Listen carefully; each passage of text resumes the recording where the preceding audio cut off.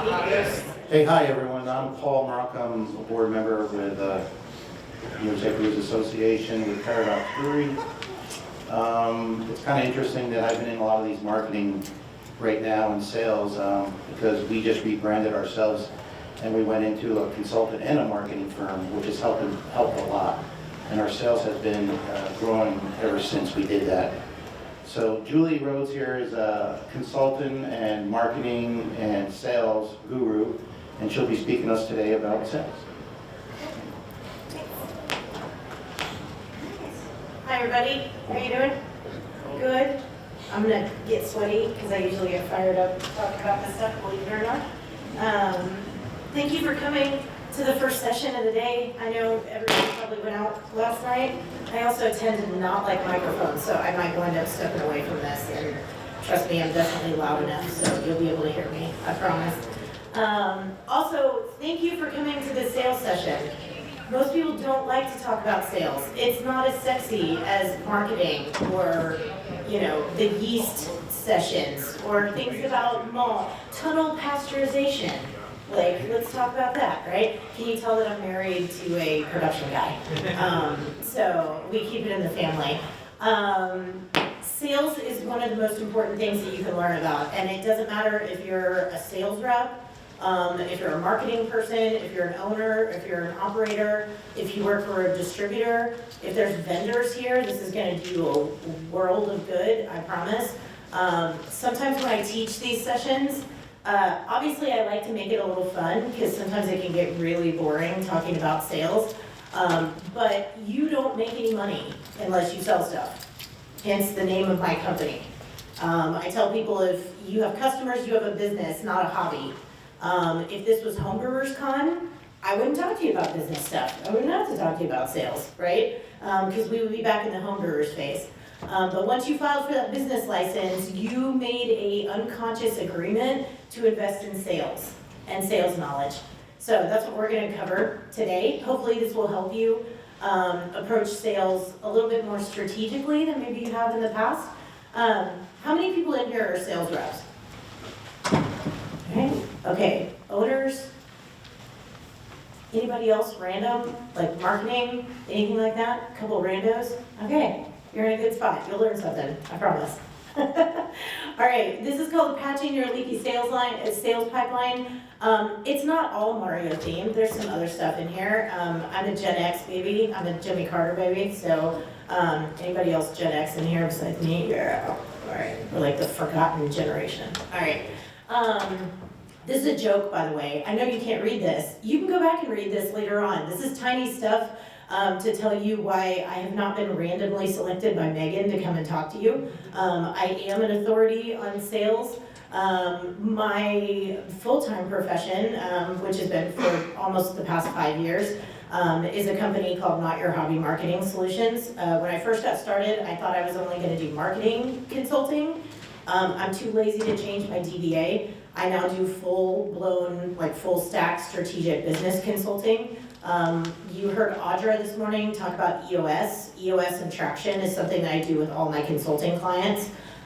So I help people work through increasing sales, improving marketing tactics with a focus on digital. I also work on infrastructure, overall business strategy, demand planning, product launches, working with your team better, and the big one is distribution partner management. That's another one that I get a big request for. So I work with folks in multiple different ways pretty much, but it's all education based.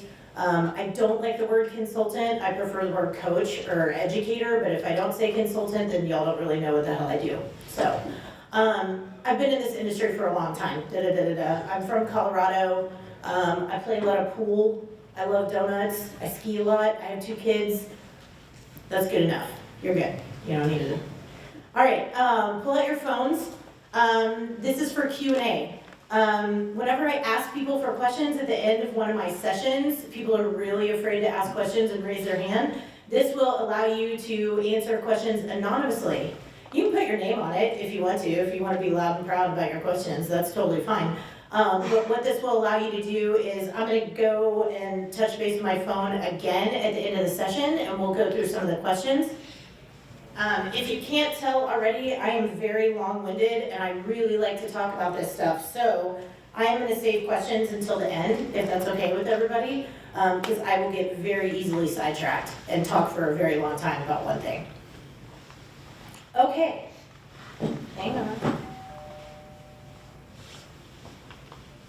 All right, you ready? Good? I'm also gonna move this away. I hate hearing myself in the microphone. Everybody can hear me in the back, right? Y'all are good? Okay. Ready, fight. Why are we talking about sales pipelines? That seems like a very corporate, like Dunder Mifflin kind of concept, right? Like we're selling office supplies or toilet paper or peanut butter. This actually applies to beer. We are at the point now where craft beer is basically a double-digit billion-dollar industry, right? We're not playing around anymore. We aren't the underdogs. We aren't, yes, we still have bigger brands to fight with, but there's more infighting amongst all the craft brands than there has been ever before. And y'all know that we also have a spending problem, right? The younger folks, not really into craft beer that much. You know why? They all grew up on social media. You know what's on social media? Have y'all ever peeked into like RTD brands or cannabis brands or looked at other beverage choices? We're getting our asses handed to us with digital marketing. And if they see that all the time, and I know we're talking about sales, but I also teach marketing, growing up in that environment, that's not necessarily their fault, right? They've been exposed to it. They're exposed to that branded information. They know that they have more choices than ever, right? So in order for us to exert our authority in the market and sell more beer, we're gonna have to get really strategic with sales, with marketing, with management, with your overall business structure, right? I think that's probably been repeated multiple times for the past, 24 to 48 hours. I think everybody knows that. So let's talk about why that actually is. Market threats, right? The more you know about what you're up against, the better you can handle it. That's why, has anybody done a SWOT analysis? Maybe you did one for like your business plan a long time ago. You should be doing one every year. The reason for this is because it allows you to pick out the strengths of your company, the opportunities that you have to grow, the threats, right? And then, what did I forget? Oh, the weaknesses. Sorry, I almost forgot part of the acronym there. The whole point is to leverage your strengths to mitigate your weaknesses and to take advantage of opportunities, all while taking note of what threats are out there. And it could be anything, honestly, the obvious one is competitors, right? Competing brands who you're competing with. But less obvious could be political climate, socioeconomic climate, inflation, if there's a recession, unemployment rates. You may not think that your upstate New York, hyper-local brewery is affected by the economy. It is. Alcohol is what we call a normal good, right? I don't have to buy it to live. I don't need it. Some people do. I don't. Most people don't, right? So it is bought with discretionary income. If people are strapped because of inflation, you see those funny, does anybody see those funny pictures on Instagram where it says like choices were made and there's like a 6-pack of beer in the toilet paper aisle or something, or like with the eggs? That's exactly what's happening with the economy, right? Like choices are made. Am I gonna buy this 6-pack of craft beer, or am I gonna buy a loaf of bread? Or am I gonna fill up my car with 2 more gallons of gas? So know that that trickles down to everybody. So you need to be fully aware of threats that are coming in from that side on a larger scale. The other thing is it's crowded AF out there. I'm gonna throw some numbers at you, and I don't want you to get freaked out, but by the way, no one actually reports on these. This is from, I'm also a business journalist, by the way, so I heavily research data. Right now, there are over 1 million SKUs in alcohol that people have to choose from in the market. Now that's everybody, that's all the players, right, in the alcohol space. Does anyone want to guess about craft beer SKUs that are for sale in retail right now? Any shot? What did you? Half of that? Half of that? Not quite, it's a little smaller, it's a big number, but it's definitely smaller than a million. 300,000? About 20,000. Y'all are shooting high. That's scary if it's 300K. I would be absolutely petrified. Now, that is only taking into account if regional breweries are cranking out 4 beers or more, if microbreweries are cranking out 6 beers or more, right? And then you've got a few people like from brew pubs and stuff like that that are putting stuff into distribution. But that's also just distribution. That's not people that are actually selling beer. That's literally just in the wholesale channel. So the thing is, you're gonna have to fight for attention. And the way that you do that is learning how to sell better and be a better salesperson. Cool? Yes? Very good? Also, if you need to get up and move around, I will not be offended by that. I move around a lot, and these conferences, you're like sitting on your ass for a couple of days. If you need to get up and stretch, and it helps you think, just go ahead. All right. The other thing is why are we even talking about sales pipelines? That seems very like, ugh, robot, like corporate. No, it is actually a concept that is incredibly beneficial for everybody in this room. Why? Because it helps you streamline your sales process. What I'm trying to get you to avoid is what I call the spray and pray method. Does anybody know what that is? Spray and pray. I'm gonna drive around in circles and I'm just gonna drop off samples and see what happens. Let's just do this, right? There's no rhyme or reason to it. You're just running around talking. It's like, let's sell more beer. We can't do that anymore. It's not gonna cut it. You're gonna forget things. You're gonna forget where you went. You're not gonna have any strategy for who you're talking to. You're gonna wind up selling beer to the wrong accounts that aren't a good fit for your brand. It is not a good method to use, all right? The other thing is that you have to establish trust with your customers. Sales is still a human game. Obviously, I'm a big fan of technology. Look at all my devices. I am not a technophobe, right? If there's an ordering portal, if there's a QR code, something like that, I am all for it. But you know what? Think about the way that you buy things. Like if you go to buy shoes, most people care about what's on your feet, right? Because you're gonna have to stand in that. It's gonna be really uncomfortable if you buy the wrong shoe. So what do you still wanna do? I still kind of wanna go in and like try something on, or at least get it to come to me physically and I can give it a test drive, and then I can either return it, and sometimes I just like to talk to someone. That is still what's happening in beer sales, right? You can automate certain parts of the process, like I'm a big proponent of B2B email marketing, letting your buyers know what's going on, letting your distributors know what's going on ahead of time, right? Digitally, but you need to talk to them.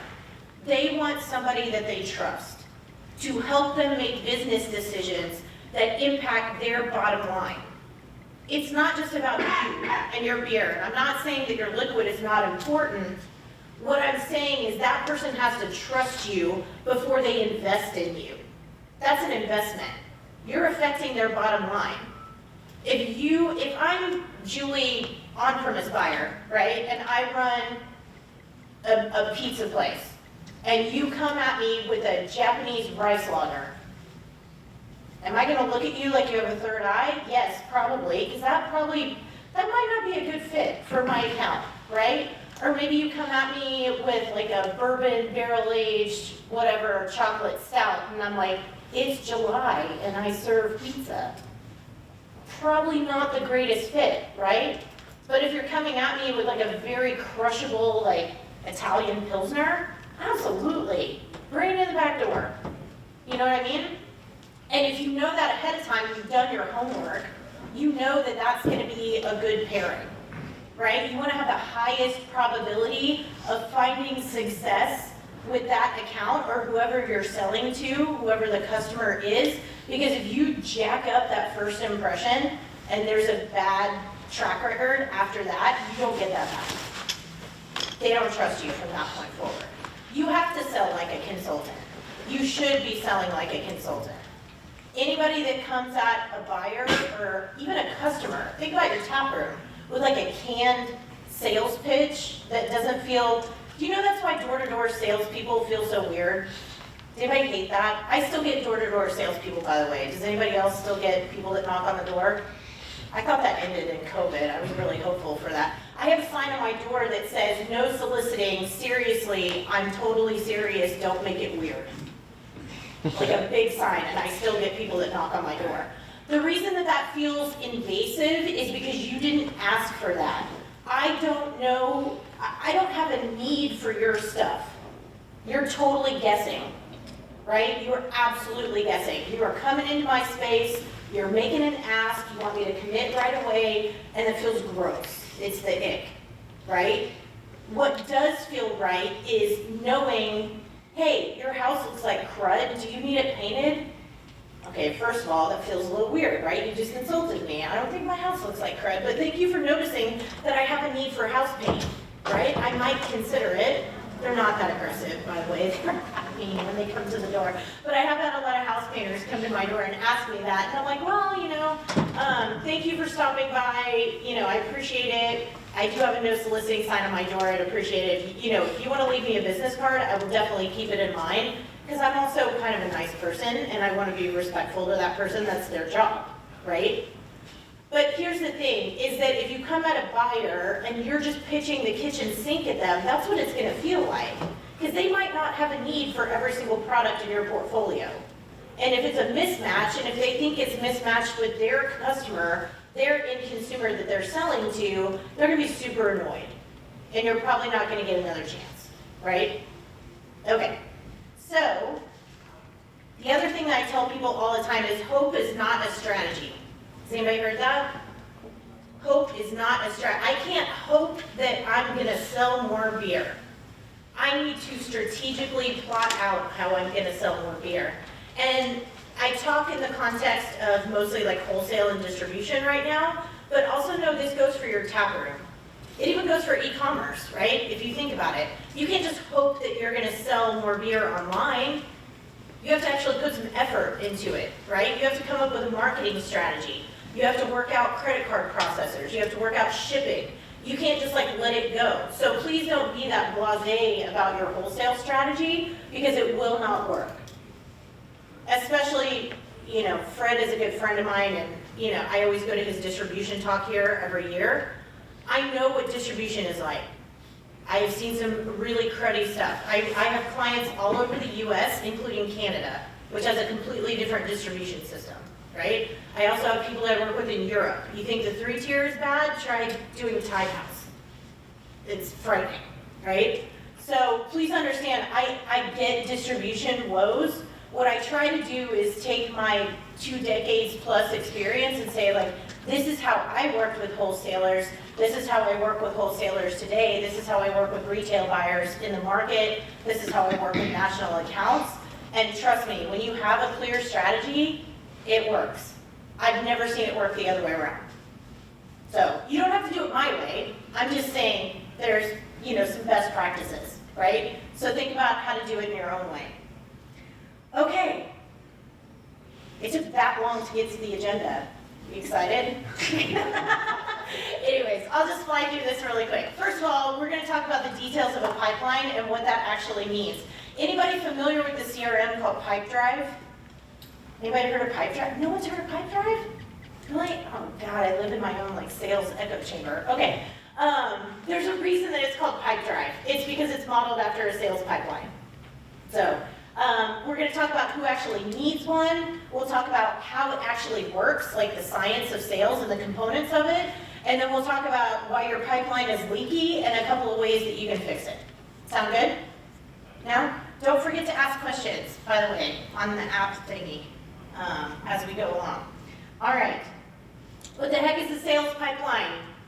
Mario says, well, that's like a knockoff Mario. I don't have that much money for trademarks, sorry. That's the Canva Mario. That's the Canva version of Mario. All right. It's basically a visual representation of the buyer's process, the customer journey. Think about how you make decisions, right, when you buy something. Some decisions take longer to come to than others, right? If you're buying a car, it's probably going to take you a while to make the purchase decision, right? You want to like look at different brands, you want to research some stuff, you have like a big consideration phase before you pull the trigger on the purchase, right? Something like beer, it's much shorter, right? Much shorter. It might be very quick if you know a lot, like we do in this room, if you're in the industry. If you don't know a lot, it might take a little bit longer for some, right? But the process is basically the same, and I have a cute little graph here in a second, and I'll show you what that looks like. But the way that people make purchase decisions is first you think about what you need.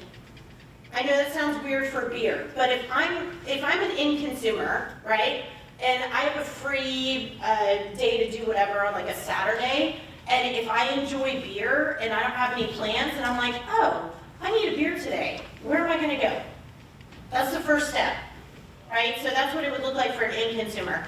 For a retail buyer, I'm thinking, oh, I have a convenience store. I have to put stuff on my shelves to make money, right? Otherwise I go out of business. I have to sell things. That means you have something I need. So whether it might not be obvious, right, that beer is a need for a lot of people. A lot of people. And you're basically fueling part of that person's business, and you're fueling their revenue stream. And them buying from you is fueling your revenue stream. You all see how this is like full circle? It's supposed to be a value exchange. When there's not a value exchange in sales, that's when it's a problem. And we'll talk about that later on with the leaky pipeline and what that looks like when you run into no value exchange. It helps you evaluate your options, right? If you're researching different things that you're considering buying, it helps you gather supporting information so that you can make a better informed decision, so it feels better in our brains, right? And then we finally make a purchase decision. The pipeline maps that journey. It's basically like GPS for sales conversions, right? And it happens very quickly. Like sometimes buyers, you'll go in and they're like, yeah, new, sure, okay, great, bring it in the back door. Well, you know, other times you go into a place it's like, my manager's not available. You know, you can see them in the corner in the office and they don't want to talk to you. Oh, they're not available, but I'll give them your sales sheet, your business card, and I know that game, trust me, right? I've done that many, many times. You get people that are going to take a lot longer, or I'm not the decision maker. I can't, you know, sign off on this. Oh, we're changing GMs, right? There's like a million other things that happen. I get it. I've been there, you know? Most of the time, you can also track efficiency with a pipeline. So we'll talk about pipeline clogs, and that also kind of goes, it leads to a leak in your pipeline. But when you kind of get stuck in some section of the decision-making process, so that buyer can't make a decision, they need more information, you have competitors doing not so fun things that I'm not supposed to talk about that don't happen in the market, right? Nobody pays for anything, tap handle-wise, do we? No, that never happens. That's an unspoken thing that we all have to deal with. It happens, right? I get it. By the way, I always tell people this, I am never a fan of paying for placements. You will never win paying for a placement. It might work in the short term. It's like, so I also have to relate this, like when y'all hear about marketing and we talk about paid advertising is awesome because it's quick and you see immediate results, right? But you're paying for that.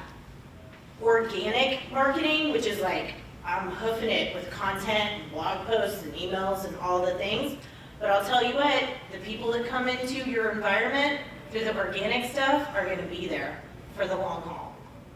Your accounts that you land organically because you've earned it and you've given them value for their business and it's a good fit for their customers will be there. The tap handles that get paid for, they will not. That's fleeting. I have never seen success with somebody buying off somebody with equipment or writing checks or any of that stuff. So please know I feel very strongly about that, and I don't like seeing it happen. So, all right. The other thing is that we're going to talk about cold calling. I know how much people love cold calls. You love cold calls, don't you? Everybody's smiling. Yeah, you believe this, smiling. It's hard. All right, so let's talk about how to play. Right, you got like a little bit of video game burst in there. This is the customer journey. It's a visual representation of that decision-making process, right? Purchasing science. There are always 4 phases. Now, there's gonna be more to this. This is very, very simplified, right? But everybody always starts their journey in the discovery phase. I know that I need something, I gotta figure out what that is, right? Then we move on, basically basically to consideration. Consideration for y'all's viewpoint, maybe they know about your brand, right? But they don't buy from you all the time, or they haven't bought from you yet. Conversion is obviously the point of purchase, right? But you're not done with somebody in the conversion phase. You can't just leave them hanging. The whole point of growing your business is repeat purchases, right? Otherwise, you're not gonna make any more money. There's just not that many customers, right? You've got to get the existing customers that have already bought something to buy again. So you're gonna have to incentivize them in some way. Give them something different, give them something new. Why do you think people want the Rotation Nation stuff, right? Why is that appealing? Okay, I'm gonna come back for more. I like what you're doing. It's like a marriage, a really long marriage. You gotta spice things up later on, right? Keep people interested. All right, so this is the sales pipeline from your perspective. Like that was from the customer perspective, right? This is from your perspective as a supplier. Or if you're a vendor in this room, this would be like you selling to the breweries, something to the breweries, right? This is the perspective. There's a few more phases, right? Because you have to prospect and you also have to qualify leads. I know those are very like stuffy corporate terms, but they do apply to us. In that example that I gave you about me owning a pizza place and talking about products that would, go in well, if you're a supplier rep and you're trying to put one of your tap handles in my pizza joint, if you didn't do your homework and you just come in cold with beers that aren't a good fit, I know you didn't do your homework. If you come at me and say, Julie, your pizza place is 25 yards from the university. You know what these kids are drinking? They're drinking craft lagers right now. You know what else they're drinking? Low ABV. If you come at me with, I don't know, I said Italian Pilsner, but I don't know if they go this low, like a 4% pills or something that I can crush with a slice of pizza at 4 o'clock in the morning, and you tell me that as a buyer, I'm like, oh yeah, you know exactly who's coming in here. Thank you for doing your homework. This was easy. Whereas if you hadn't done that, it would be a really hard sell, right? If you're trying to force that upon somebody. That's the whole point of prospecting and qualifying.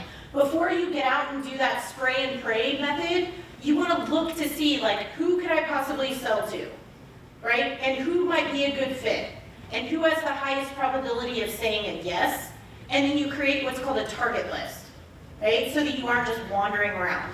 It's also super inefficient, by the way. And you can do this digitally, by the way. This is a great, I always say there's a great silver lining of 2020 with the shutdowns. Buyers are now used to getting messages from you digitally. You don't have to go in person anymore.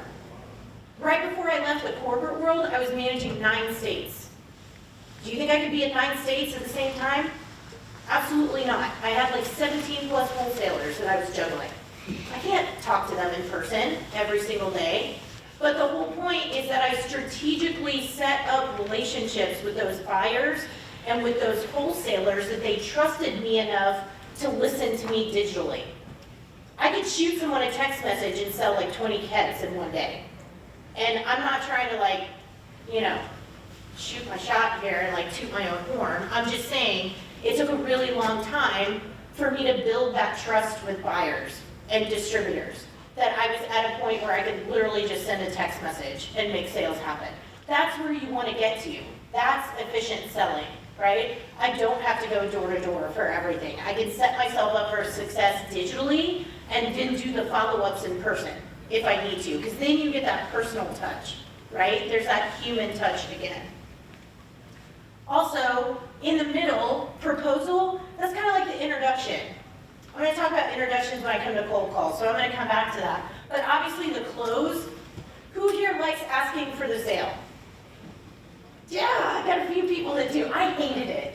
I was the worst closer. I will just tell you that right now. I was the worst closer. I hated asking for the sale.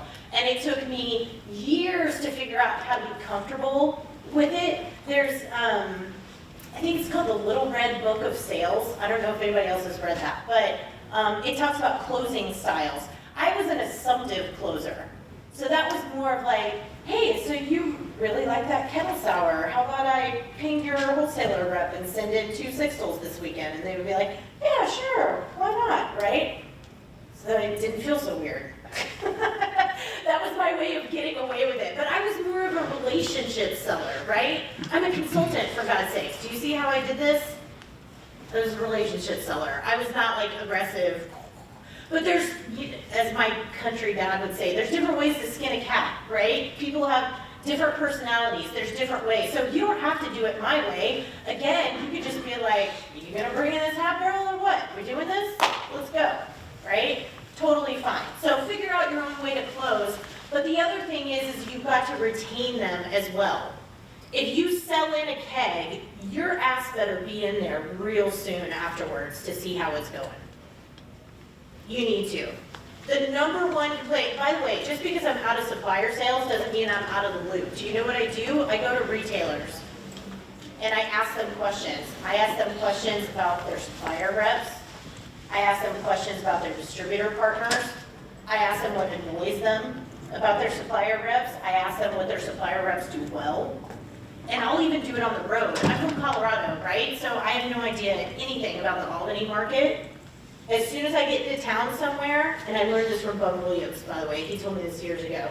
I consider him like a digital mentor for me, is you go 3 places when you're in a new town, right? You go to a bar or restaurant, right? You go to a cocktail bar, and you go to a grocery store. And you see what's going on. In this case today, you go to a C-store too. Go to a corner store and see what's happening. You want to see the future of alcoholic beverage? Go to a convenience store and see what's selling in the candy aisle and the snack aisle and what's in the Slurpee machine. Don't believe me? I promise you that's what's happening in a lot of places. But it's good to get the lay of the land. Just because you go out somewhere doesn't mean you have to tell them you're the supplier. Do some reconnaissance work, like beforehand, right? And then introduce yourself later so that you know exactly what their expectations are and different things about their account, right? Do the same thing with your distributor. Fred and Mark talked about it yesterday. Don't just go with the first distributor that wants to talk to you. Go into some liquor stores, go into some bars and restaurants. Hey, what do you think of Julie's distributorship? They'll tell you. If I suck, they will tell you. They never deliver on time, they don't pay their invoices, their delivery drivers are rude. You'll learn a lot by asking some questions. Does that make sense, Sarah? I kind of deviated from my pipeline there, sorry. It's just good information for y'all to have. All right, so this, by the way, this is my own madness here. And there's a spot at the end where if you want this, I'll send it to you because I know that you can't see that yellow writing. I totally get it, right? This is my version of that pipeline expanded. And I'm gonna move over here so that I might not be able to read some of this. I have blown this up, basically. So pretend you're, like for those sales reps in the room, you don't have to pretend, but pretend you're a supplier side sales rep, right? This is kind of where you would start. I'm gonna start doing my homework, right? I'm gonna look, I'm in the prospecting phase. Guess what's public information? Everybody that has a liquor license in your entire state. I think it's the SLA for up here. Is that who does all y'all stuff? So for me, it's the LED in Colorado. You can get a spreadsheet of everybody. And if you're good with sorting and filtering, you can see your entire potential distribution footprint. Take some elbow grease, by the way. It's a pain in the ass. Learn how to use pivot tables. There's your Excel tip for today. But qualify those places. Like, am I doing well with restaurants? Am I doing well with sports bars? Am I doing well in college town liquor stores? Right? Narrow that list down. Qualify those leads. Figure out a target list. Make a plan to go introduce yourself to the buyer. Do your homework about the account before you walk in the door. Hey, I'm so-and-so. I noticed that you guys have a cold box totally dedicated to local New York craft. And we're not in there. I think we might be a really good fit. Would you be willing to give us a shot? I brought you some samples and some product information. That's not too hard, right? That feels very harmless. Same thing with on-premise. You can do any of those. Next would be, I need to figure out what their needs and their pain points are. What are they struggling with? One of my favorite questions to ask was, what's really dragging? By the way, rule of thumb, best practice, whatever you want to call it, after decades of doing this, do not call out other brands. Do not say replace Bud Light with my brand. Do not do that.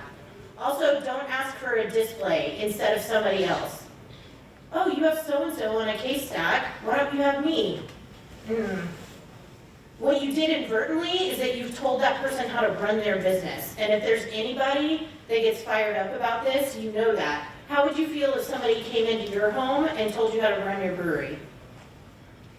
That doesn't feel good, right? Does not feel good. So just stay away from that. But you can't ask questions like, well, what's moving slow right now? Or what's not cycling through all that fast? Or what has low velocity? Totally valid. Let them pick it. You don't pick it, let them pick it. Let it be their idea, right? That's a little bit more gentle way, a little bit more professional way to do it. Next would be to influence. When I was talking about the value exchange here, this is where you're adding value. And know that when I say adding value, it's not adding money, right? What you're doing is giving them information that they can use to make an informed decision.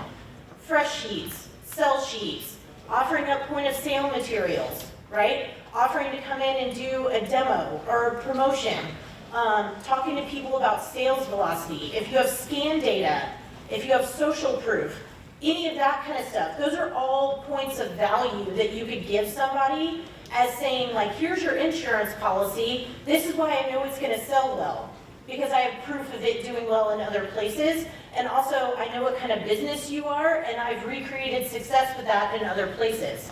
So I think it would be a good fit for your place of business. Then you start building that trust factor, right? Finally, negotiation. You elusively ask for the sale, purchase, post-purchase, right? You want to take them, I'm gonna walk in front of the projector here, from this point to this point. This is your ultimate goal every single time. You want to take them from being a potential account to a key account. Who knows what their key accounts are? Raise your hands high. You should be proud of yourself for knowing your key account stats. All right. I use the old-fashioned 80-20 rule because it's not broken and I don't feel like I have to fix it. Key accounts are basically 80% of revenue or volume, however you want to do it. Self-distro folks, I like to use revenue. Distribution folks, I like to use volume in that sense. So people that are producing the top 80% of whatever dollars or volume for you, usually it's the top 20% of your account. Those are your key account sets. Those are the people that you have to nurture. Those are your people. They love you. They buy from you all the time. If they fall off the map, you fall with them. You don't want to let those people go, so you've got to keep an eye on them. All right, so how do we actually track all this junk? Because this is a lot of junk, right? There's a lot of junk. Okay, first way we do this is CRM, Customer Relationship Management Tool. It sounds super fancy, it's not. It's like a notebook on steroids, right? Instead of your notepad, it's a digital notepad, and it asks you a whole bunch of questions, and it's like a Google form, and you just fill it in, right? And you magically know what's going on in your sales environment. I swear by CRMs. I used to hate CRMs, by the way. The day that I got tasked with using Karma, who in here is using Karma? Just a few people? I hated my manager. I thought he was following me around. I thought he thought I wasn't doing my job. I thought he was bean counting and like geographically tracking me. Part of that comes from being a female in the industry, honestly. We have a little bit of a wall up that people think we are doing our jobs. Then I realized the value of a CRM program. It lets me know where I am in the pipeline with my retail accounts, right? If I go to visit Devin and I know that he's a college basketball fan and he's only there on Thursdays after 2 o'clock, that is invaluable for me to know. Is that right? I totally made that up, by the way. But I'm just saying, it's little bits of information like that, tidbits that you could put. Julie didn't buy the barrel-aged stout, but she really wants the Italian Pilsner next time I come in town. Right? So like little things like that, so that you can kind of see the entire pipeline environment. Well, There's different ways that you can do this. Basically, all of these are software programs because I will tell you right now, yes, it is always great to put pen to paper. Always. That's scientifically proven that it sticks in your head more when you actually write stuff down. Your brain cannot handle that many notes on paper, and you will inevitably leave your notebook behind somewhere, or it will get eaten by the dog, or something will happen, right? I'm fine with you taking physical notes, but you need to put it someplace digital, permanent, later on, so that you don't have to keep up with all those little notebooks, right? This is fancy and expensive. The middle is like intermediate and not so expensive, and Google Sheets, those are free, but that's the hardest. You don't get fast, easy, and cheap. Has anybody seen that little triangle graphic? You don't get all three, ever. You get to pick two. That's all you get, right? So what you get is super fast and real expensive, and then you get kind of affordable, but not so convenient, right, or efficient, and then you get, efficient, but super cheap, but not fast. And definitely not easy to, does that make sense to everybody? So you have to make a trade-off. But it is entirely possible to run a very detailed CRM on Google Sheets, because trust me, I started selling beer in like 2003, believe it or not, and I did not have a CRM. I did everything. By the way, Lotus 123, that's where I learned spreadsheets. That shows my age a lot. That's how I was tracking stuff back in the day. It is entirely possible if you know what to track, right? That's the key. So what kind of data are we putting in there? The other note about CRMs, it's garbage in, garbage out. You put shit in there, you're gonna get shit out of it. It's gonna be totally pointless. So if you're an owner in this room and you wanna take this session with you back to your sales team, right, your reps, or you wanna try your hand at sales yourself, which I know is a common occurrence too, know that there has to be buy-in. You have to have people that are willing to make this a habit, because if you have crap going in, you're not gonna get anything out of this. You can onboard the most expensive software in the world. If somebody's not using it, it's gonna be totally worthless, right? Okay, so this is the kind of stuff that I like to track. There's a lot more, but these are just some like key points if y'all wanna think about this as like a baseline for stuff.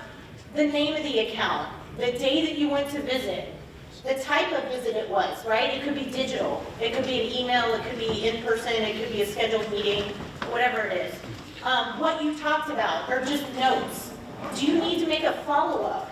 Go ahead and schedule that. Put it on your Google Calendar. Put it in your Karma calendar, whatever it is. Go ahead and schedule it, right? Also, account attributes, right? Things about that account. The owner's only here on Mondays. The owner hates suppliers and hides in their office and doesn't want to talk to anybody. You're gonna have to email them. I can't get to the buyer. I have to go through my distributor. Things like that. Those are really important to know. Buyer preferences.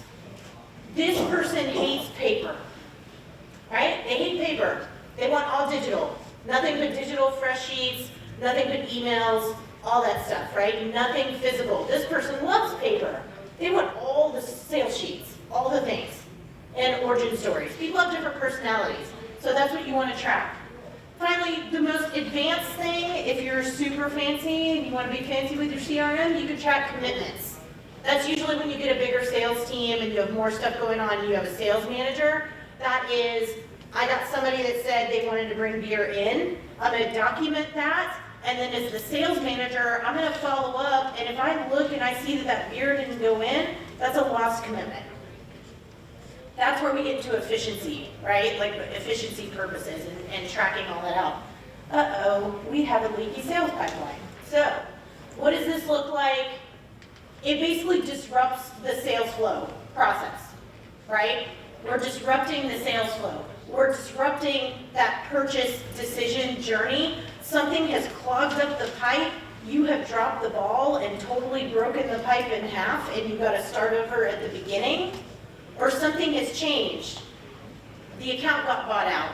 The manager changed. I got to start over at the beginning, right? I will tell you right now, about 95% of the retail buyers and distributors that I talk to tell me that declining sales happen because of a negligent sales rep. People that go in and say, oh yeah, I'll follow up with you next week, I'll bring you a tap handle, sure, let's get the keg in, blah, blah, blah, and then ghost. That is one of the worst things that you can do, and it doesn't cost you anything to do that, right? It's literally just a follow-up that you need to take advantage of. You have to note that, right, and make sure that you're actually following up with that person. What it does is it breaks the trust, and then that person's gonna have a hard time trusting you again, and that's not a good thing. And it leads to lost opportunities and weak relationships, and it is lost dollars, which I don't want to happen to anybody, honestly. So how do we actually fix this? Here it goes. Know your customer, right? Know their needs. We talked about that in the prospecting phase. Get to know your buyer, get to know their needs, the kind of account they are, and what they actually need for their end customers, and be prepared to talk about that, right? The other thing is know the buying process. I just outlined that for you. Now you know. You've got to move that person from brand awareness to consideration to weighing their options to pulling the trigger and making the purchase. It is your job to move them through that with pieces of value. The other thing is you have to collect data, so make sure that you are giving yourself the best possible chance of winning and securing that buy-in by collecting those little pieces of data along the way in your notebook, in your CRM, whatever it is, so that you can make better informed decisions and you can have quality conversations that moves that person forward. The worst thing you could, what do you think the worst kind of visit is that you could do? To check in. How you guys doing? How are things going? How are things selling? Okay, I'll see you later. Worst, right? You did nothing to move that process forward. You didn't talk about a new product. You didn't tell them what's going on.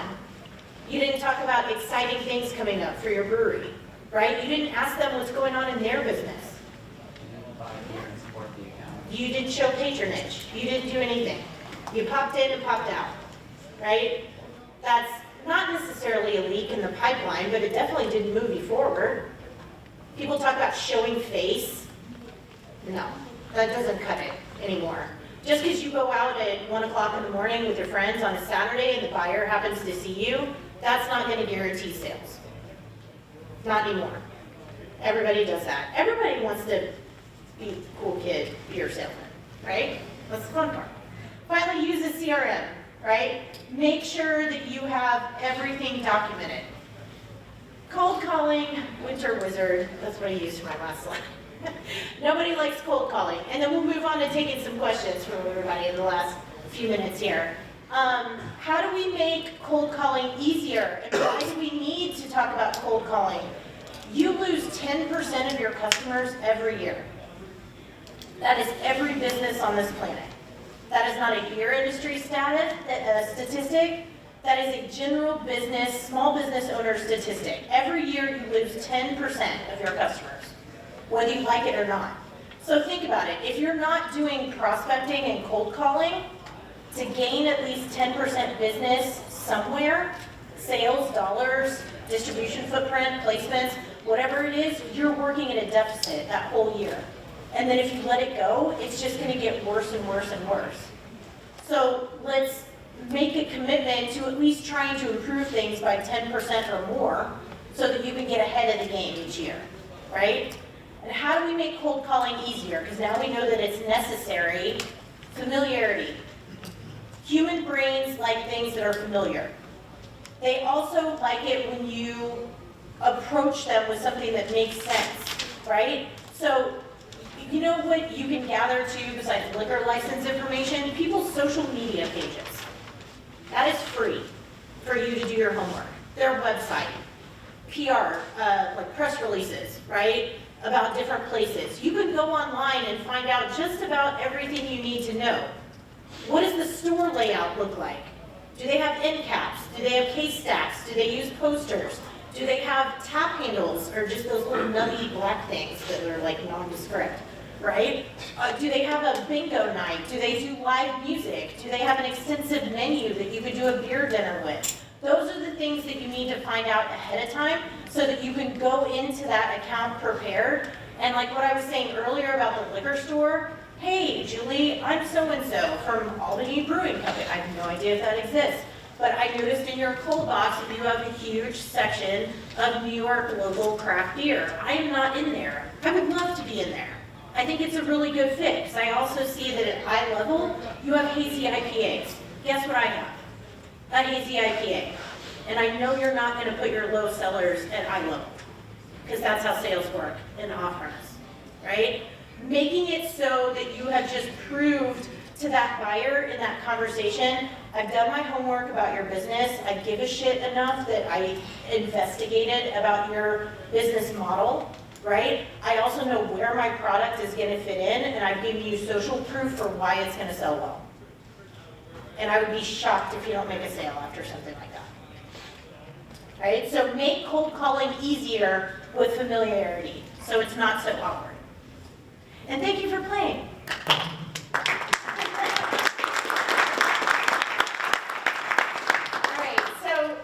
Switch over to my phone so that I can see questions. If you need to go ahead and go. This is a different QR code, by the way. If y'all want to scan this is going to take you to a fun little landing page. I've got some digital goodies in there, like some discounts on my educational products.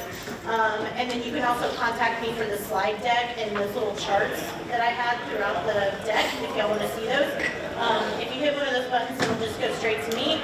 My business is just me and my husband, so anything that goes to us just goes straight in. So, all right.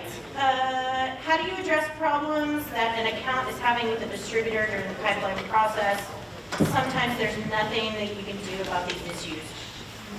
Yes, that is very true. Sometimes there is nothing that you can do. First rule of thumb, never throw your distributor under the bus, even if they suck. Some of them suck. I will say, I have a love-hate relationship with wholesalers. Some of them I love, and they are wonderful, and some of them are the bottom of the barrel. So, it just depends, right? This is what I tell people all the time, including my clients, stay curious. I know that sounds hokey. Ask a lot of questions. What exactly is going on? When's the last time you saw your rep? Is there a problem with the rep, or is there a problem with the distributor, like the parent company? Are your deliveries not making it on time? Ask as many questions as you possibly can so that you can take it to the right person and get it, put in the right place. Also, don't freak out in front of your buyer. Okay, I'm really sorry that you're experiencing XYZ problem. Can I ask you a bunch of questions, and then I'm going to try my best to get it taken care of? I don't have an answer for you right here at this moment, but I will get back to you within 48 hours. That sets up expectations, right? So even if it's a cluster, they have some assurance, right? Okay, with a small sales team, aka one person, yes. How would you most effectively balance a digital pipeline with personal visits? I like to do digital prospecting. That's like one of my favorite things to do. So when I was talking about having a list of accounts that they're called different things, whether it's like non-buy accounts or unbuying accounts. Like sometimes your distributor will give you a list, or you can go into these portals and find out who's not buying from you. Make a digital target list, right? And then have sort of a script for yourself where you can say like, hey, I'm so-and-so from whatever brewery.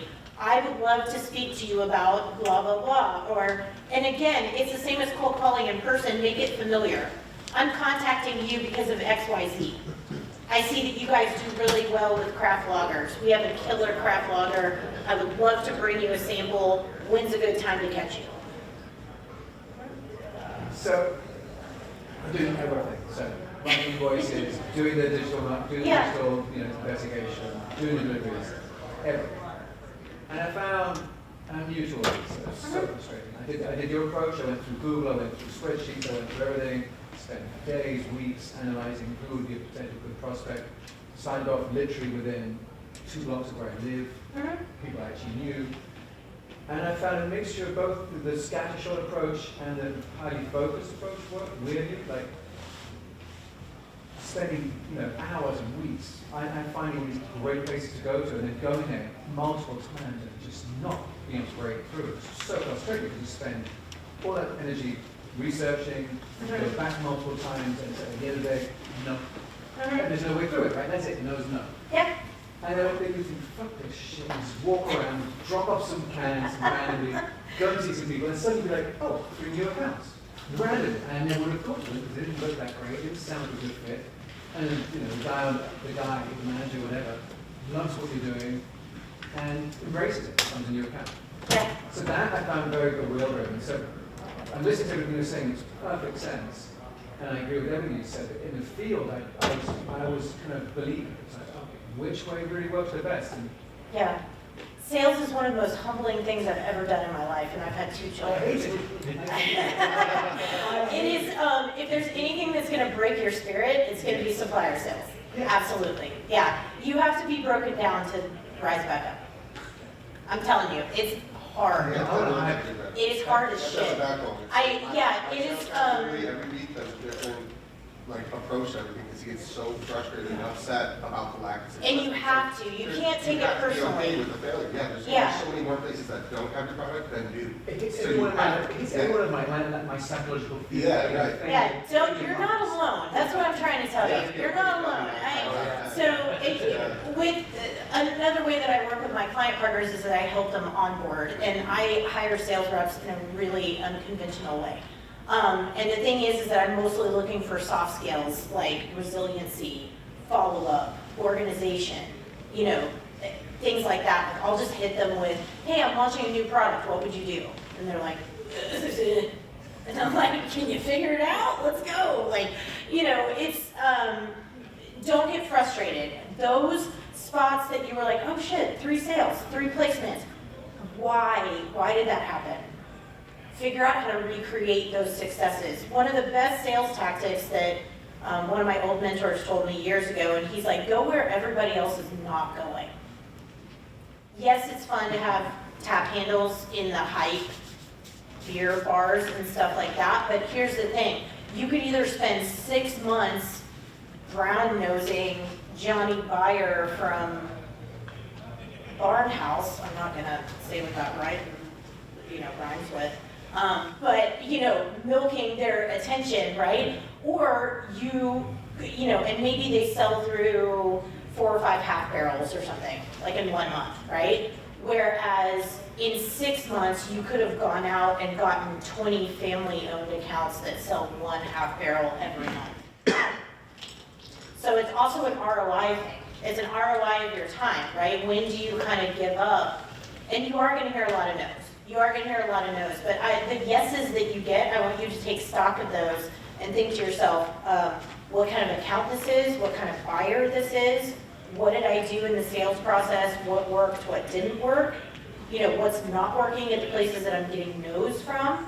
And when I say avoid the spray and pray thing, another thing too, that comes with some caveats. I wish I had more time to talk about it, but a lot of times I would tackle things geographically. So sometimes you have to do that, but trying to do it in a pocket. You know what I mean? So you're not driving across the state or something. No, you're right with the spray and pray. It's impossible to follow up because you've done 20 places. Yeah. What did they say? Yeah. And just another thing too, digital prospecting, I make it sound really fun, like unicorns and rainbows. It's not. For every 100 emails I would send out, I would maybe get 3 responses. And that's it. Those you're lucky to get one. And you're lucky, but usually the people that would respond were very receptive, which was great, right? And I'll tell you right now, there's no shortage of accounts. I used to sell beer to barber shops, random. There's just all kinds of random places that you can get into little pockets of the market. So, and when you've exhausted your radius, go further. But know that it's going to get harder to sell your beer the further that you get away from your facility, whatever that is, production, taproom, whatever, right? I hope that helps. Don't give up. All right, after closing the sale, this is the last one. After closing the sale, how soon and frequently should an account be contacted for retention by my sales reps, and how often should visits be digital or physical? This has changed over the years, to be frank. So, I asked that. Oh, okay, cool. Let me tell you right now, it used to be that, and I'm gonna start at the customer level. If the old adage was you had 10 seconds on the shelf for them to evaluate it and think about buying it. Now you have 3. And that comes from like heat maps and point of sale companies that I follow. They're really boring data so that y'all don't have to. You get about 3 seconds to make an impression. When you talk to a buyer, it used to be you could allow maybe like 3 or 4 days as long as you followed up. I say 24 hours now. 24 hours is the max. 48 hours if you're like out of town or something, you know what I mean, if something else comes up. But I would at least ping them within 24 hours and just say thank you and talk about like next steps. I'm Yeah. starting to transition my sales guy's thoughts, is like, I don't go and do it, and then, you know, I'll find out a week or 2 goes by, and that's when he's finally calling up, and it's like, dude, what the fuck are you doing? And he'd be out there within a couple of days, and he's Yeah. shaking some babies, man, like, get out there. Especially, yeah, and then like when you close something, like they commit to it and say, okay, I'm bringing this in. Sometime in like 5 working days, like 4 or 5 business days, I would say you need to go back in person and just say hi, There's a lot of have lunch. one and dones, and it's just like, really. Yeah, well, the saying used to be, or the guideline used to be like key accounts, it was a once a week visit. Like, no negotiating, right? Like that was 100%. You visited every key account at least once a week. Once we hit 2020, it kind of decreased a little bit. So right now, like my sales teams that I work with, we make sure that we're going to every key account at least once a month. And then following up a little bit in between with like emails or text messages, because everything's gone so digital. Yeah. So you don't necessarily need to be in there in person, you know, every single week. What we call like fringe accounts or like the messy middle, like the occasional buyers. Once or twice a quarter is kind of what we go by for those. And then we have, or you could call them like ABC accounts, like some people use rankings. So anything C and lower is like a couple of digital touch points, and then if they need you for something and you have to go in physically, then you just arrange it on your calendar for that. Yeah. I've gone over, but if anybody has any more questions, please come find me. I'm happy to obviously talk sales with anybody anytime, and thank y'all for being here. I appreciate it.